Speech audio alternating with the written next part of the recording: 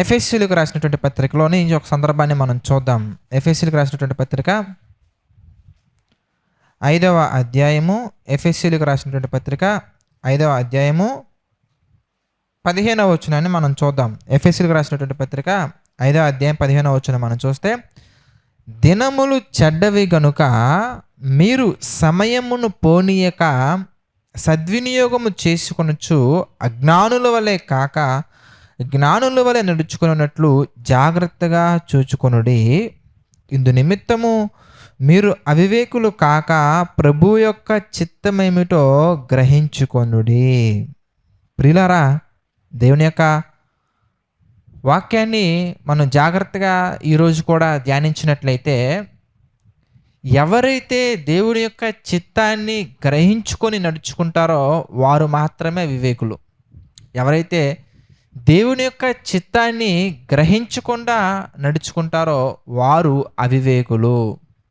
చూడండి, మళ్ళీ మనం చూద్దాం. 17వ వచనం మనం చూస్తే, ఇందు నిమిత్తము మీరు అవివేకులు కాక, అవివేకులుగా ఉండకుండా ప్రభు యొక్క చిత్తమేమిటో గ్రహించుకొనుడి.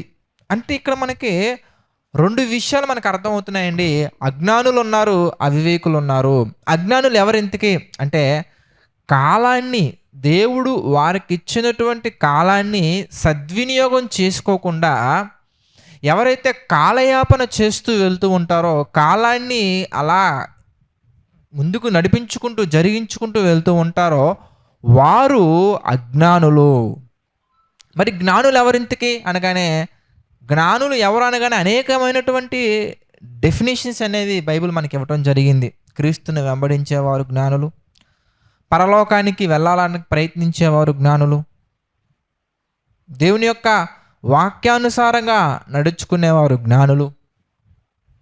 ఈరోజు మనం మాట్లాడుకున్న సందర్భాన్ని బట్టి కనుక మనం జాగ్రత్తగా ధ్యానించినట్లయితే, ఎవరైతే కాలాన్ని దేవుడు వారికి అప్పగించినటువంటి కాలాన్ని, సమయాలను సరిగ్గా పూర్తిగా సద్వినియోగం చేసుకుంటూ వెళ్తారో ప్రియులారా, వారు మాత్రమే జ్ఞానులు. ఎవరు వివేకులు? ఎవరైతే ప్రభు చిత్తం ఏమిటో అది గ్రహించుకొని, దేవుని యొక్క చిత్తాన్ని గ్రహించుకొని నడుచుకునేవారు వివేకులు. చూసారా, మనకి చాలా విషయాలు మనం ఆలోచించినట్లయితే మనకి అర్థమవుతుంది. ఏంటి ఎందుకంటే, దేవుని యొక్క చిత్తాన్ని నడుచుకునేవారు వివేకులు. గ్రహించాలి, దేవుని యొక్క చిత్తాన్ని మొదటగా గ్రహించగలగాలి. వారు మాత్రమే వివేకులు. ఎవరైతే కాలాన్ని సరిగా సద్వినియోగం చేసుకుంటారో వారు మాత్రమే జ్ఞానులు. మరి ఇంతకీ మనం బైబిల్లో నుంచి మళ్ళీ మనం జాగ్రత్తగా అసలు కాలాన్ని సద్వినియోగం చేసుకోవడం అంటే ఏంటి, అసలు దేవుని చిత్తం అంటే ఏంటి అనేది కూడా మనం ఒకసారి జాగ్రత్తగా బైబిల్లో నుంచి కొన్ని విషయాలు, కొన్ని సందర్భాలు మనం జాగ్రత్తగా ధ్యానించినట్లయితే కనుక మనకి అనేకమైన విషయాలు అర్థమవుతాయి.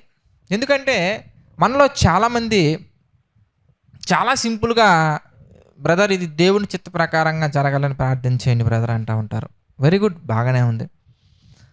దాని యొక్క అర్థాన్ని తెలుసుకొని, దేవుని చిత్తం అంటే ఏంటో గ్రహించి, దేవుని యొక్క చిత్త ప్రకారంగా దేవుని చిత్తం ఏంటో తెలుసుకొని ఆ చిత్త ప్రకారంగా జరగాలి అనేవారు ప్రార్థన అవసరత తెలియజేయటము, తెలుసుకున్నటువంటి వారు, గ్రహించినటువంటి వారు ప్రార్థించటం వరకు ఓకే. కానీ మనలో కొంతమంది, లేదా మనలో ఒకవేళ ఇలాంటి స్వభావం కలిగినటువంటి వారు ఉన్నారేమో పరిశీలించుకుందాం. దేవుని చిత్తం అంటే ఏంటో తెలియదండి, కానీ దేవుని చిత్తం అంటే ఏంటో తెలియదండి కానీ దేవుని చిత్తం జరగాలని ప్రార్థించని బ్రదర్ అంటూ ఉంటారు. తెలుసుకుందామని ప్రయత్నించి ప్రార్థించటం వేరు, తెలుసుకొని ప్రార్థించటం వేరు. అసలు దేవుని చిత్తం అంటే ఏంటో తెలుసుకోవాలని కనీస ప్రయత్నం చేయకుండానే, కనీసం ఆ దేవుని చిత్తం గురించి ఒక అవగాహన లేకుండానే ప్రార్థన చేయండి బ్రదర్, ప్రార్థన చేయండి బ్రదర్, ప్రార్థన చేయండి బ్రదర్ అంటూ ఉంటారు. ఇంతకీ ఏమని ప్రార్థించాలి, దేని కొరకు ప్రార్థించాలి? మరి కొంతమంది ఈ కామెంట్స్ రూపంలో కానీ లేదంటే వాట్సాప్ మెసేజెస్లో కానీ పెడుతూ ఉంటారు, బ్రదర్ ప్రార్థన చేయండి బ్రదర్. ఏమని ప్రార్థన చేయాలి? పరిపూర్ణమైనటువంటి ప్రేయర్ రిక్వెస్ట్ మీరు పెడితేనే కదండి పరిపూర్ణంగా మేము ప్రార్థన చేసేది. కనుక మీరు కామెంట్స్‌లో గాని, లేదంటే వాట్సాప్‌లో గాని పెట్టినప్పుడు దయచేసి ప్రార్థన చేయండి అనే ఒక స్టేట్మెంట్ మాత్రమే గాకుండా, దేని నిమిత్తం ప్రార్థన చేయాలో ఆ విషయాలు గూడా మీరు కామెంట్ చేసినట్లయితే మేము తప్పకుండా ప్రార్థన చేస్తాం. ఇక సబ్జెక్ట్‌లోకి మనం వస్తే, అసలు దేవుని చిత్తం అనేది తెలియకుండా కొన్ని కొన్ని ప్రార్థన అవసరతలు ఎలా ఉంటాయంటే, డిమాండ్ దేవుణ్ణి డిమాండ్ చేస్తా ఉంటారు. ఎలా డిమాండ్ చేస్తా ఉంటారు ఇంతకీ? మా బావగారు నాతో మాట్లాడాలి. మా బావగారు నాతో మాట్లాడాలి. మీరు ప్రార్థన చేయండి. దేవుని చిత్తం జరగాలి. చూసారా ఇందులో దేవుని చిత్తానికి మనం విలువిచ్చిందెక్కడ? దేవుని చిత్తానికి మనం అవకాశాన్ని ఇచ్చిందెక్కడ? మన ప్రవర్తన మీద దేవునికి అధికారాన్ని ఇచ్చిందెక్కడ? మా బావ నాతో మాట్లాడాలని డిక్లేర్ నువ్వే చేస్తున్నావు. డిక్లేర్ చేసి దేవుని చిత్తం జరగాలి అని అంటున్నాము. అప్పుడు మనం ఇంకా దేవుని యొక్క చిత్తానికి తల వంచిందెక్కడ? దేవుని యొక్క చిత్తానికి మన జీవితంలో ఆయనకి అవకాశాన్ని ఇచ్చిందెక్కడ? ఒకసారి ఆలోచించండి. కానీ ప్రార్థన అవసరతలు ఎలాగా ఉంటాయండి?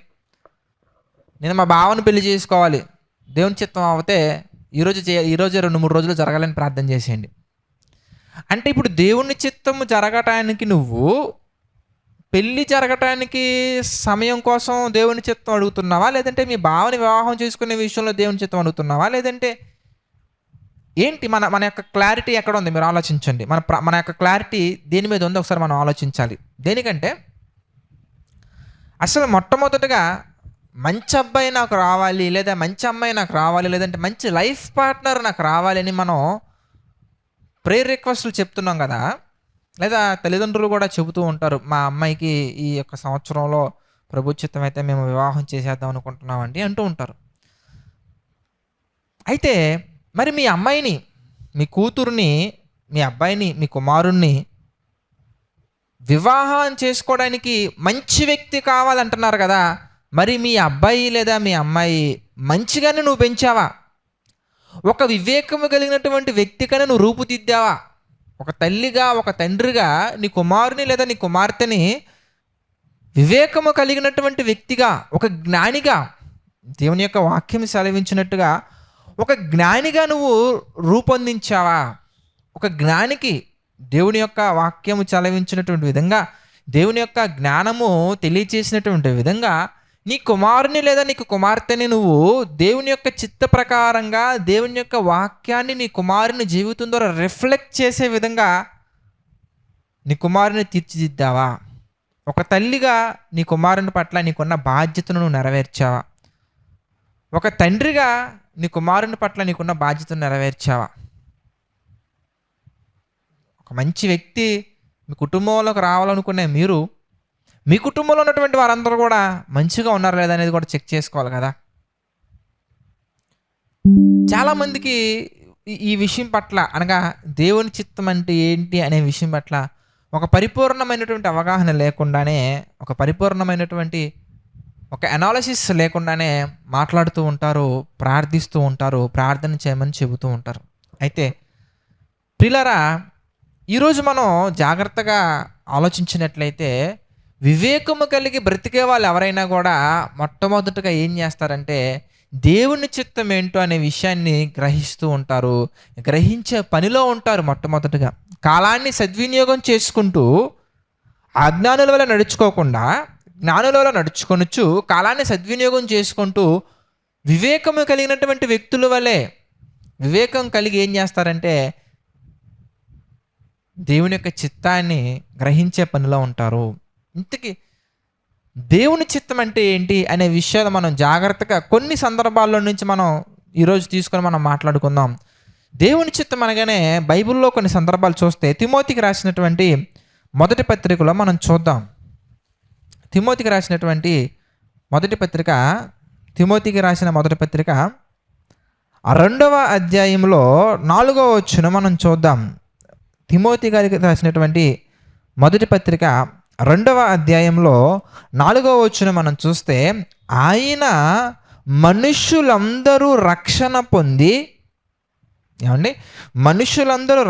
పొంది సత్యమును గురించిన అనుభవ జ్ఞానము గలవారై ఉండవలెనని వాక్యమును గురించినటువంటి అనుభవ జ్ఞానము గలవారై ఉండవలెనని ఇచ్చయించుచున్నాడు. చూసారు ఎంత చక్కగా ఉందో. అంటే ప్రతి ఒక్కరు కూడా, ప్రతి ఒక్క మనిషి కూడా ఎలా ఉండాలని దేవుడు కోరుకుంటున్నారయ్యా అంటే, రక్షణ పొంది మనుషులందరూ దేవుని యొక్క చిత్తం ఏంటి ఇంతకీ అనగానే మనకి ఇక్కడ అర్థమవుతుంది ఏమని. దేవుని యొక్క వాక్యం స్పష్టంగా మనతో మాట్లాడుతుంది. ఏంటి దేవుని యొక్క చిత్తం అంటే ఏంటి అనగానే, మనుషులందరూ కూడా, ప్రతి మనిషి కూడా రక్షణ పొంది వాక్యమును గురించినటువంటి అనుభవ జ్ఞానము గలవారై ఉండవలనని దేవుడు కోరుకుంటున్నారు. ప్రతి మనిషి కూడా వాక్యమును గురించినటువంటి అనుభవ జ్ఞానము కలిగి ఉండాలని దేవుడు కోరుకుంటున్నారు.